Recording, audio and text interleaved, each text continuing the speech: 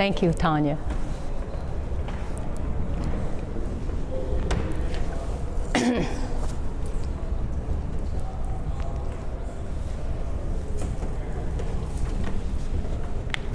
Good afternoon, everybody. Thank you.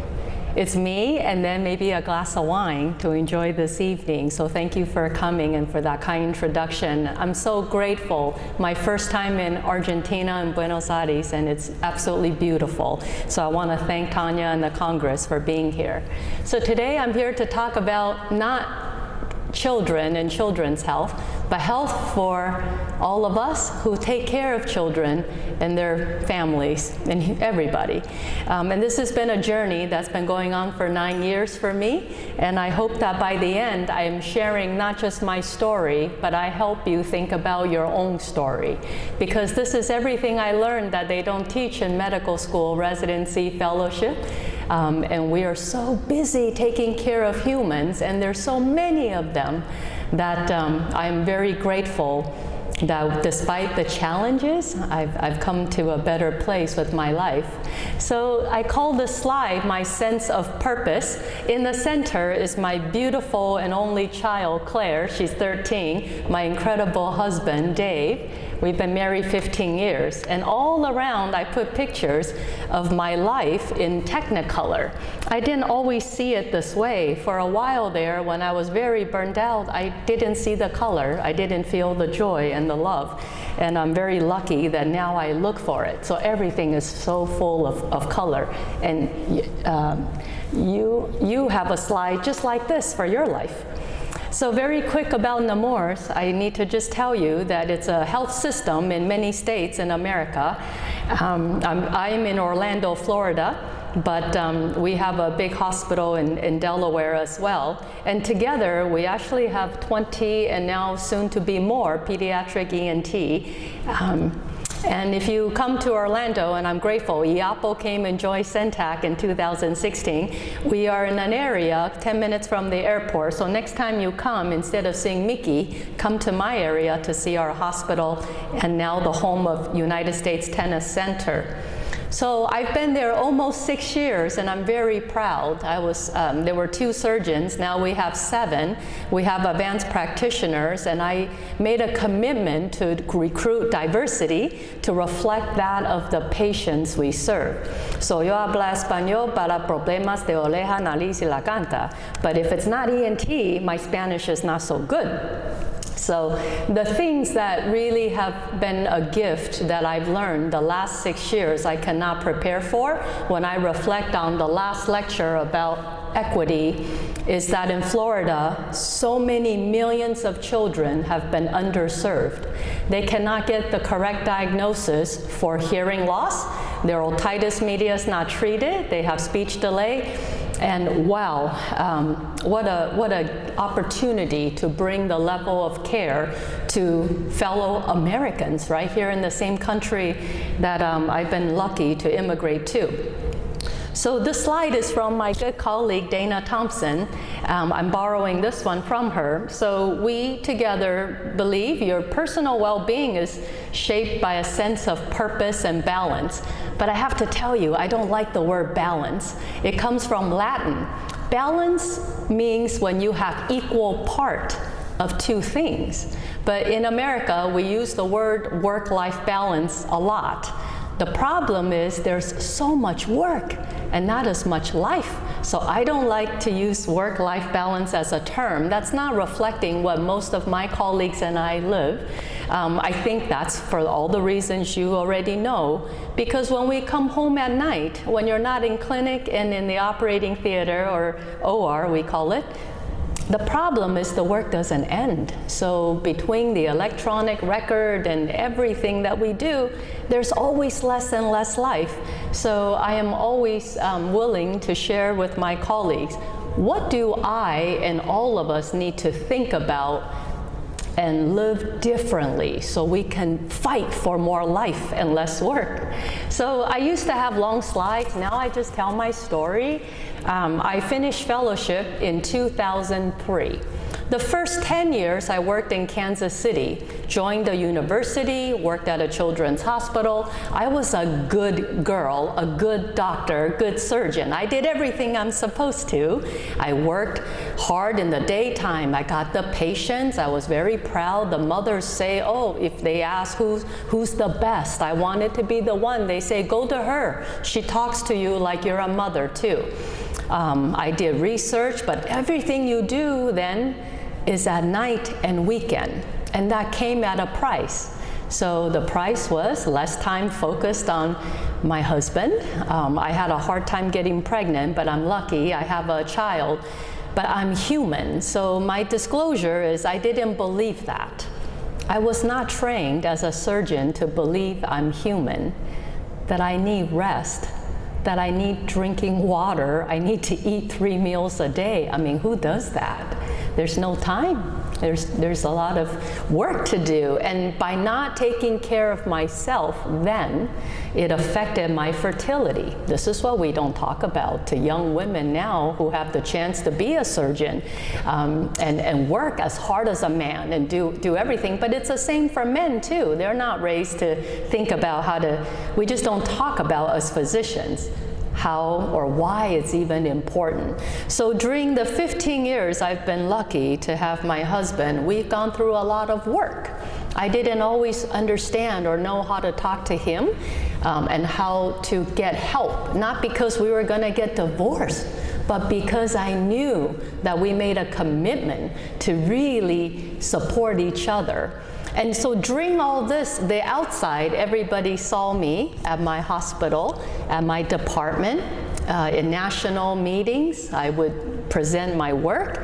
People get to know me. They think, oh, she's wonderful, very energetic. The girl does a lot. Yes, she's on the review board of this, and my CV is many, many pages. And I thought that was the right thing to do. What people don't see about me and what we don't see about each other is the same human being that goes home, that sometimes is lonely, is sad, is sick, is struggling with their marriage, struggling with relationships and things that really matter for in humans. So I got very, very challenged, and I didn't know what was happening to me. So I promoted early. I don't understand why. I think 2009, 2010, I noticed something is wrong. I was 39, I wake up, my body hurt. I don't want to go to work. I have a beautiful baby that I thought I could not have. I make good money, beautiful house. And I used to love children and working with families. And I go and I do a good job, but I don't feel right. And I was confused. Now we know in 2019 it's burnout, but in 2010, nobody talked about it. I started having very bad thoughts sometimes. Sometimes I started hoping maybe I can have a little bit of cancer, not for too long, just for a little bit, so everybody could leave me alone and I don't work. So I have time to myself, and I stop being this person and doing all this stuff, and how terrible to think that. So I'm very lucky. I didn't do anything bad. I took some time. I thought maybe I'm working at the wrong hospital, wrong university. So actually, for about 6 months, I interviewed at 6 places. And I thought, you know, if I just go to a different job, I will feel better. It turns out the best thing that happened to me during that time was I had to take an airplane to go to another place, and I was sitting still. I was not running to the OR, running to the clinic, running here, running there. I sat, I looked out the window on an airplane, and I say, how did you get here? What happened to you? And that was really amazing. It helped me understand for the first time and really look at myself and my life and ask questions. So after that, I decided I was not leaving. The problem's not my job. The problem is what I've been thinking. I had to rethink about my sense of purpose in life.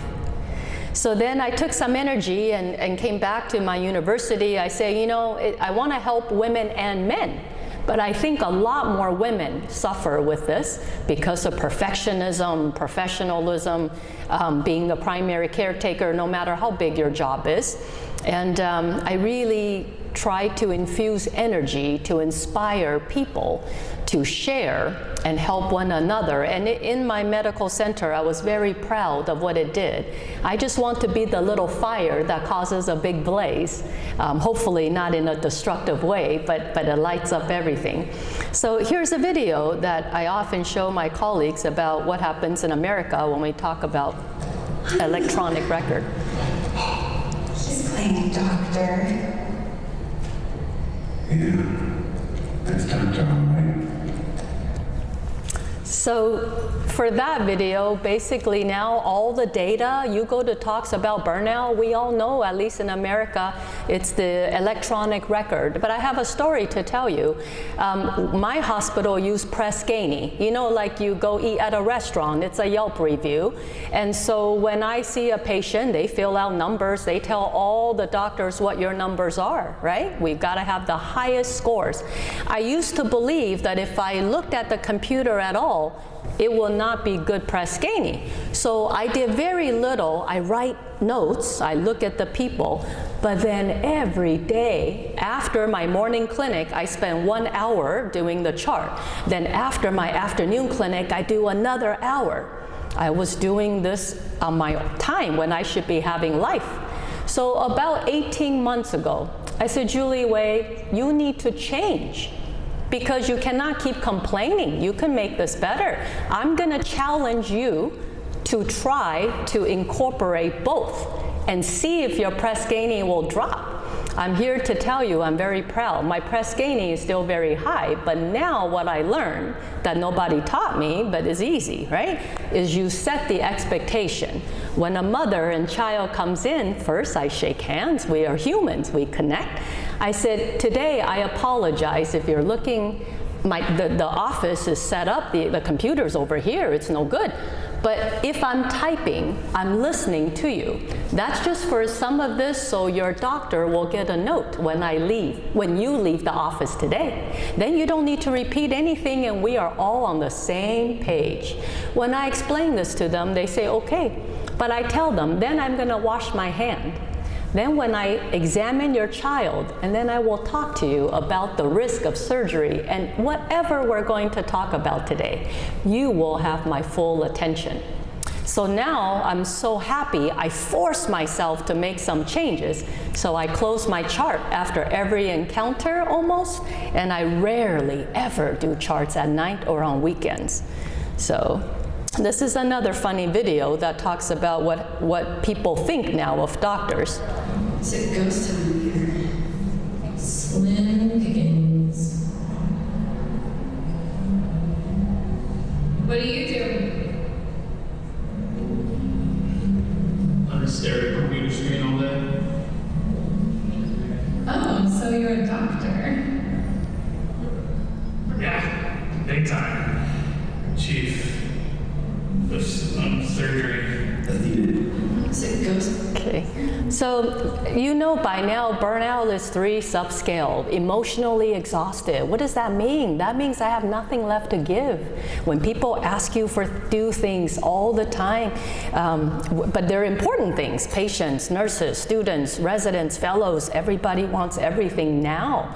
You start to go into survival mode, and then you have to have a little distance, and you have to act like you believe you don't care just so you can have some distance. And when you get to that point, you're in high degree and you feel less accomplished.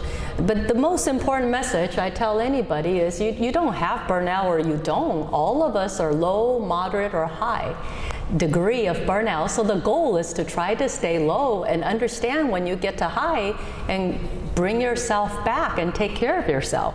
Because at different points in our life, in our career, things change and stressors change too.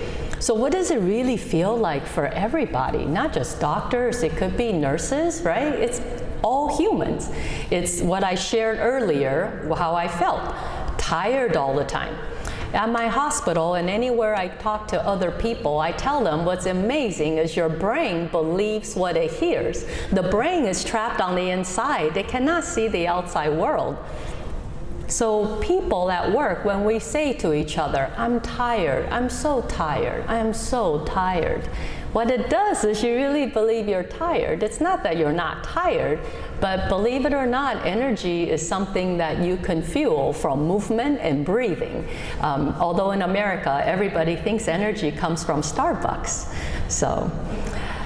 When you have trouble sleeping, when you notice you have anxiety, you start worrying so much about everything. And then I don't know about you, I am at risk sometimes. I eat my feelings, especially Cheetos. It's a crunchy orange snack in America. My fingers are very orange when I'm in a bad place. I eat at night. When you start feeling angry about a lot of things, so many physicians and care providers, advanced practitioners, humans get depressed. I have a history of depression. I'm going to tell you, it's not anything I chose. My mother died when I was young. You know, all of us have a story with our life and things that happened to us that we didn't choose. And so when those same young people who have trauma of various kinds, and you go to medical school and you become this great surgeon or doctor to take care of other people, you don't escape your story and the layers and the things that happen to you. And I think it's taken me this many years to really understand and embrace it. So it's a source of how I'm able to fill my heart to do better, to take care of other people. This is a beautiful article that was published by a physician in Harvard. It says physicians aren't burning out, they're suffering from moral injury. The moral injury is that in the Hippocratic Oath and in the career of being a physician, you are taught to take care of the patient's well-being. Many years ago, it wasn't this complicated. There was not the business of medicine, you know. But now in the United States, it's huge, complicated healthcare systems. For you to make the best decision for the patient, that may not be the same as what the hospital's goals are from a financial business standpoint. And sometimes trying to decide how to do that in a way that aligns with your own personal value can be a significantly challenging proposition. And most of my colleagues, every physician I know, the last thing we ever want is for somebody to measure my worth as a physician and human being based on my productivity. And that's kind of in you know, where I'm from, what that's happened. Can I just ask the people here to raise your hand if you know somebody who's committed suicide? Okay. That's actually the majority. And I want to tell you, when I'm blessed to go speak about this across the United States, even in Canada, most recently, and at the Academy, where I've been giving a course since 2012, over 50% of the people raise their hand, and yet we still don't talk about it very much. So this is happening to young, bright people who are at the top of everything. They enter medical school, and now young people are jumping off of buildings in the United States and committing suicide, and it's about 400 a year in the United States. But it's happening around the world. And so I won't play this. There's a movie called Do No Harm. It's a documentary. I'm bringing it to my hospital, and it really wants to allow us to start just talking about how humans hurt. And when we hurt, and when people hurt, many times you don't want to end your life. What you want to end is pain. And that's something that I feel very strongly to do a better job healing other people. You have to address your own pain and suffering in whatever that form it is. So, okay, I won't spend too much time academically about the factors. We know the factors. I know where I come from, right? They will look at every group and say, your target target for your productivity needs to increase every year, but I'm kind of aging. So my energy and my ability seems to be going the opposite direction as my need to produce. I mentioned there's a lot of regulatory requirements. I don't know what it is in Argentina, in Central and South America, and other countries, but we have many, many metrics. And a lot of them are for the right reasons. Many of the topics in this Congress is about safety and quality. We have all that. But really, at the end of the day, one human to another, for me, it's how do I give the patient and family the highest quality experience with me, whether it's 15 minutes, 14 minutes, so that in spite of the computer and everything I need to do, that human, that family, that child gets touched by me and they leave the office feeling good, even if I never prescribe medicine and they're not the right candidate for surgery. You know, these are things that I'm so grateful I have learned that I think has helped me be a better doctor.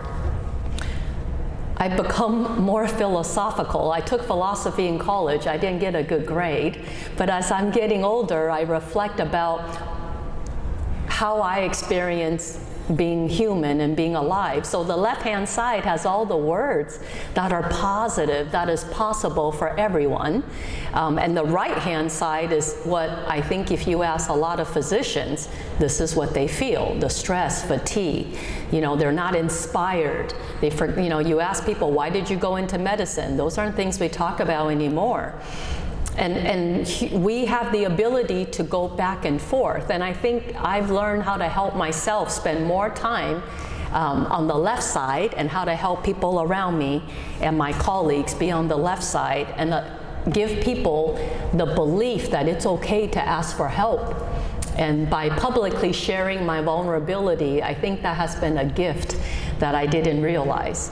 So I'm going to skip these slides about depression and suicide, except to let you know that, can you imagine up to 30% of medical students and residents screen positive for depression? In the United States, 1 in 16 surgeons report suicidal thoughts in the last year.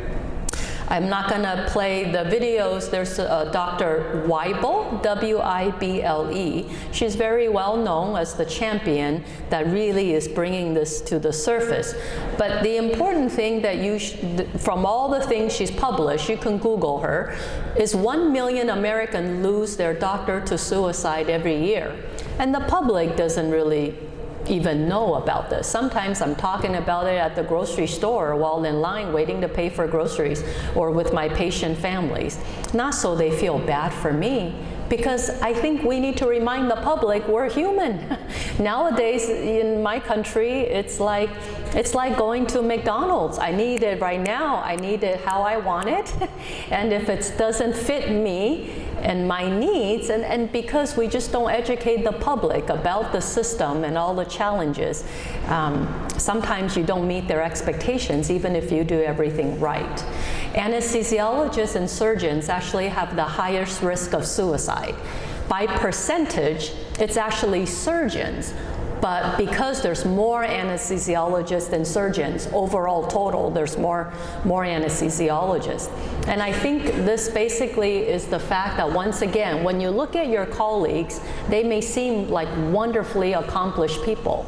But unless you really get to know somebody, you really don't know them. And so I try very hard to get to know my faculty and my colleagues at my hospital, so that it just happens to me to be what I think I have a calling for, so that anytime they're in need, sometimes one conversation, 5-10 minutes of letting somebody know you really care can change everything.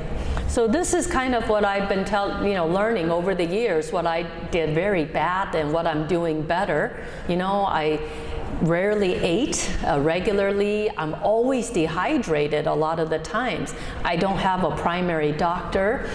For many years, I was not aware. I don't believe in resting. That just seems like something is a luxury. only time I napped was during pregnancy. That's how people knew something was wrong, and people guessed I was pregnant because I would fall asleep. I want to tell you, I never called out when I'm sick. I used to be very proud. I even did surgery with IV fluid one time. That is ridiculous. That's not good for patient safety. But for all those years, my little girl one day said, "Mommy, I'm sick, stay home with me." I said, "No, honey, I'd have to cancel 30 patients. She says, "Mommy, I'm a sick kid." Okay, but I cried, but I went to work.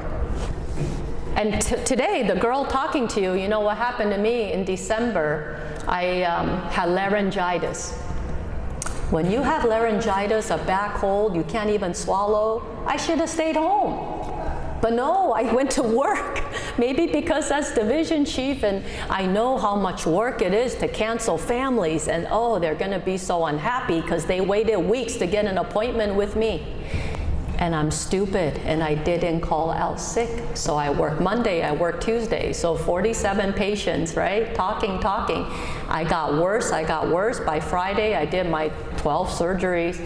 Saturday, I took myself to the emergency room. I'm dehydrated, my ketones are elevated, and how embarrassing to come to a hospital emergency room and say, "Hi, I'm a surgeon, I need help." People look at you like, is she crazy? You know, never again. After instead of getting better in 3 days, 2 weeks of recovery. So these are terrible lessons that I'm learning this way, and if I want to model it, I need to do better.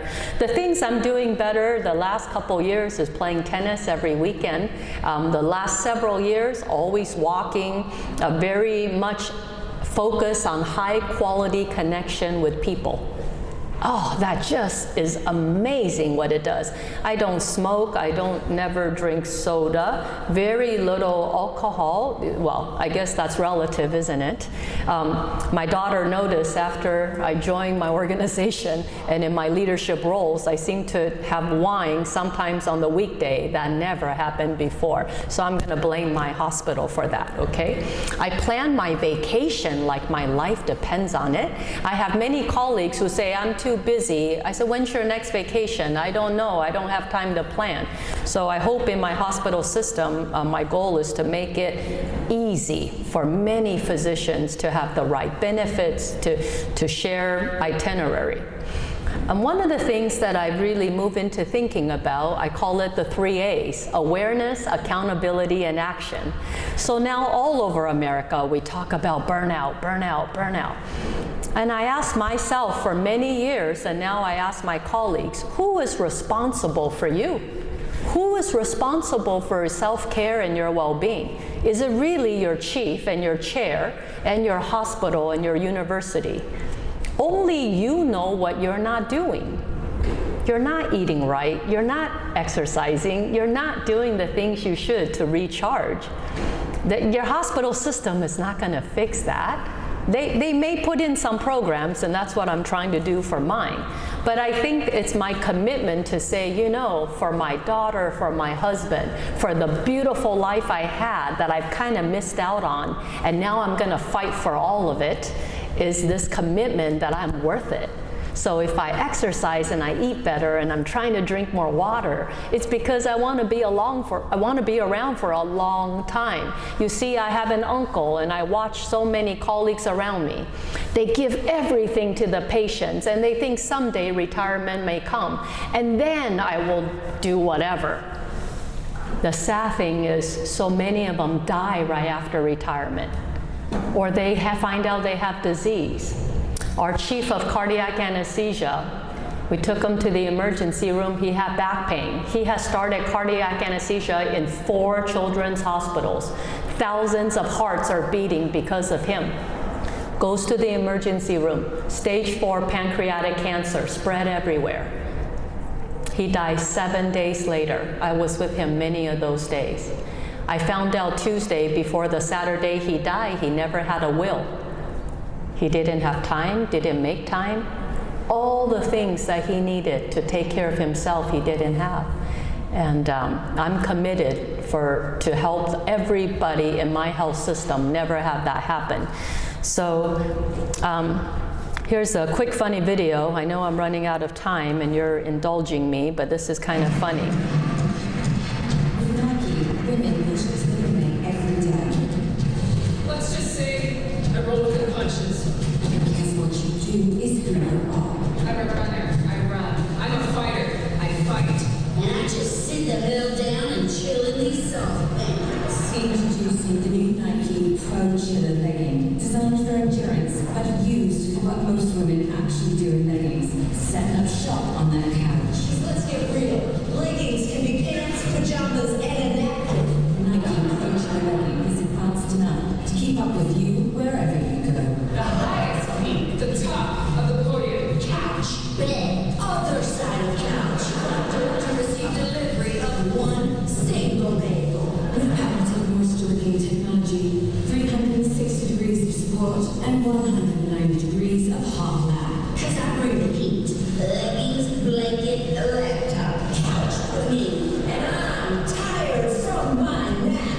I make my own rules. There are no rules. Except for Vanderpump rules. Hell yeah. Women can do anything they want. And I want to do nothing. No fear, no limit. No bra. Ever. My Fitbit says I'm dead. The new Nike Pro Chiller legging. Because I can beat the odds. Because I can cross the finish line. Because I can't just put my naked butt on the couch. I put that on there as a reminder, and I try very hard with my 13-year-old that it is wonderful to just be. I'm very bad at it, so I'm practicing. So we wear our robes and sit on the couch and find really good TV shows. Very quickly about energy. What I learned through the Johnson & Johnson Performance Institute is humans actually peak at age 30. You have the most capacity and energy. And at that time, most of us probably were single, don't have children, our parents are not older, aging, our demands are less. But as I'm aging, the demands on my life keeps going up. So I have to make a conscious decision on how I can manage my energy. It's not time management, it's really energy that matters. So the reason I'm committed to good physical health, because that's the quantity of energy, emotional is the quality, mental is focus, and spiritual is the force, your sense of purpose that drives your life. If you don't manage your energy well, then you leak it out when you come home and repeat how terrible your day is to your loved ones and waste time. If you are not physically, mentally healthy, you don't have enough capacity to live your life. And so this is a beautiful wave we all hear in the operating room every day. I just have to remind myself I need to recover, just like charging your cell phone. So this is a book that I read this year called Younger Next Year. They have a male version and a female version. It says we're all going to age, but we don't have to decay. So that's what's good. I think building a network of support, and that's what I have always loved about meetings, is you get to know each other across the world. And my big message is if you ever, maybe not today, but if you ever feel like you need help, please ask for it. I won't show this video. I don't do it all the time, but in between cases, when we're cleaning the room, I put on music and we dance. And 3 minutes, people get so much energy. So finally, I protect my sleep. People used to say, you must never sleep because you seem to do a lot. I said, nope, 7 hours every day, because that's when I can be very functional and give my best. And so, so now finally what I'm doing at Nemours, I'm creating a resident and faculty wellness program. There's 2 things I'm doing. One is bringing mental health, bringing a psychologist. So 24/7 we have actual psychologists for every physician in distress. The second is the physical part. We're going to take 30 physician leaders, put them through 1-day energy management training, really understand why they need to take care of their body and their mind and their physical health. And you know, now this is how I just have so much joy. It's like I'm so lucky. There's no end to the joy. There's still a lot of headaches, but it doesn't matter because I love my partners. I love every part of what I show up to. And I just want to thank everybody for a chance to share my journey. And I'm happy to answer questions.